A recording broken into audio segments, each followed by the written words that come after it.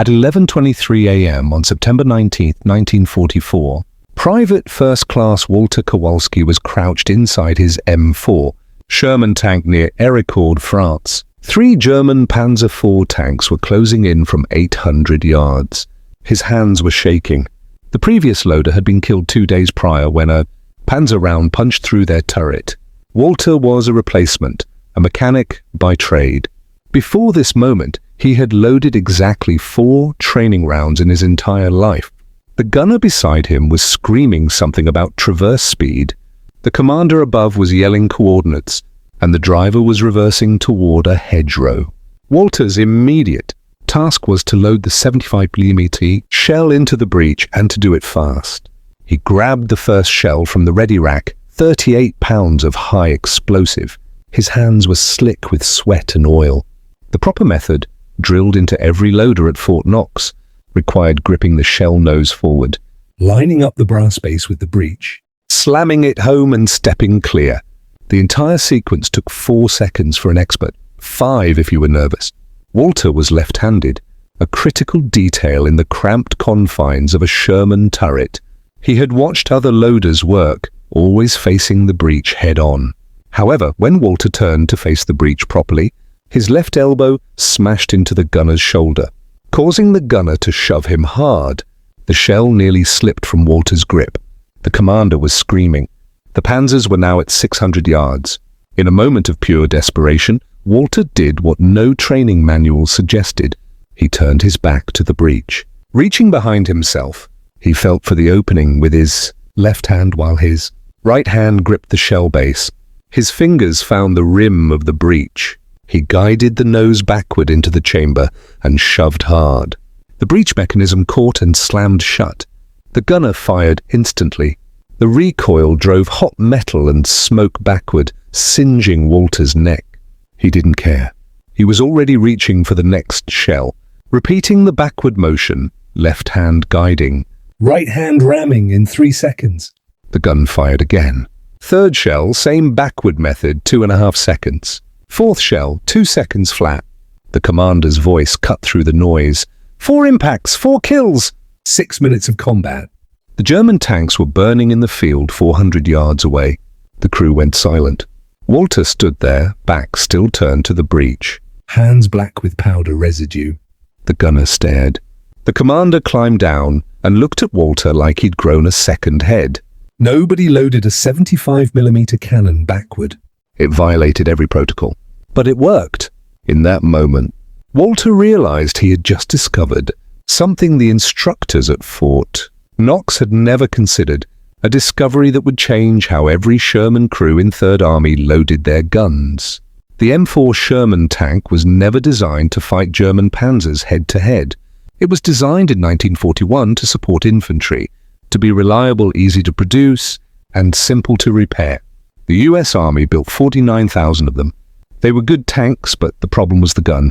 The Sherman's 75mm cannon could penetrate only 3 inches of armor at 500 yards, enough to kill a Panzer III, but not enough to reliably kill a Panzer IV from the front, and nowhere near enough to penetrate a Panther or a Tiger. By late 1943, every Panzer rolling off the production line had frontal armor that could stop a Sherman shell at combat range. The Sherman's theoretical advantage was speed, mobility, and numbers. American doctrine stated that 5 Shermans could overwhelm 1. Panzer through maneuver and flanking fire. The math worked on paper, but in reality, it meant that 4 out of 5 Sherman crews died trying to get into position for that flanking shot. Crews called it the Death 4. At Villers-Bocage in June, a single Tiger destroyed 25 Allied tanks in 15 minutes. The crews knew the odds. They had seen the burned-out Shermans and pulled wounded men from turrets. A direct hit often killed the loader first, who sat right next to the ready rack where 20 shells were stored. To try and even the odds, American tank commanders added sandbags and welded spare track links to the turrets. But these measures made little difference. The Sherman's gun still couldn't punch through Panzer frontal armor. In a duel, the tank that fired first usually won, meaning rate of fire mattered immensely. The standard loading time for a Sherman's 75mm gun was 4 to 5 seconds per round. German Panzer IV loaders could match that time. The goal was to load and fire faster than the enemy. American tank schools had drilled loaders for weeks on the standard method: face the breech, 2 hands on the shell, ram straight forward.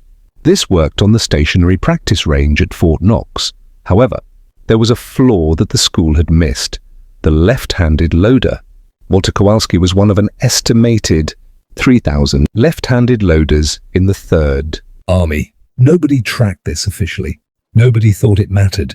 At Fort Knox, the rule was simple. If you were left-handed, you learned to load right-handed. This was fine in a stationary tank, but it was proving fatal in combat. The interior of an M4 Sherman turret was just 7 feet across. The loader stood on the right, the gunner sat on the left, and the commander stood behind. Space was tight, and every movement was critical. A right-handed loader could pivot smoothly toward the breech and load without hitting the gunner. The motion was fluid. A left-handed loader, forced to use the standard method, had to grip the 38-pound shell with his weaker right hand leading. When he pivoted toward the breech, his left elbow swung wide, hitting the gunner's shoulder, the traverse wheel, or the radio mount every time. This friction slowed loading times, often by 1 or 2 seconds. Left-handed loaders averaged 5 to 6 seconds per round. In combat, those extra 2 seconds meant death. The problem was compounded by the fact that the Sherman had no gun stabilization system. When the tank moved over rough ground, the turret shook and the breech moved, forcing loaders to time their movements perfectly. Many tried to grip the breech rim with one hand to steady themselves, using only one hand to control the shell. One-handed loading was slow, dangerous, and often led to fumbled shells, a delay of 10 to 15 seconds. Commanders knew their men were dying because loading took too long, but the training manual was the final authority. Changing it was against regulations. Walter discovered his method through desperation. On September 17th, his tank was hit, and the impact dislocated his right shoulder. Unable to perform the two-handed standard method, his commander, Sergeant Raymond Miller, told him to stay. There were no replacements. The next morning, facing 3 Panzer IVs, Walter, in panic, could only use his good left arm. He turned his back to the breech, reached behind himself, and used his left hand to guide the shell home, using his back and shoulder muscles for leverage. The motion was wrong, backward, and dangerous, but the breech slammed shut in 3.5 seconds. The gunner fired. The engagement lasted 4 minutes. When the shooting stopped, the gunner confirmed Walter was loading in 3 seconds, sometimes less, faster than anyone in the platoon. Miller told Walter to keep doing it. The backward loading method worked because it exploited 3 advantages. The Army manual had missed leverage, space, and natural motion. The standard method required a loader to push 38 pounds with arms at full extension, the weakest possible leverage. By turning his back, Walter changed the physics. He was driving the shell backward with his arm bent and his body weight behind it, like throwing a punch backward. What took 4 seconds facing forward took 3 seconds facing backward, with less effort. Second, the method saved space. A loader facing the breech took up 2 feet of lateral space, constantly bumping the gunner. Turning his back narrowed his profile to about 10 inches, aligning his shoulders parallel to the gun, creating more room for the entire crew to work. Most importantly, it used natural motion. By reaching behind himself, Walter used his dominant hand, his left hand, for the fine motor control of guiding the shell. The motion was instinctive. Under fire, his muscle memory took over. It was faster, more reliable, and worked for both left and right-handed loaders. However, the method violated all 4 safety rules in the technical manual at 29731A. Loaders must face the breech, maintain visual contact, use both hands, and step clear of the recoil path. For Miller, it was a choice between regulation and survival. He kept quiet. After Walter's crew destroyed 4 Panzers in 6 minutes, other commanders noticed. By September 21st, 8 loaders in the battalion were trying the technique. Crew survival rates jumped. The 4th Armored Division's kill ratio improved from 4:1 against them to nearly even. Lieutenant Colonel Creighton Abrams, commander of the 37th Tank Battalion, noticed.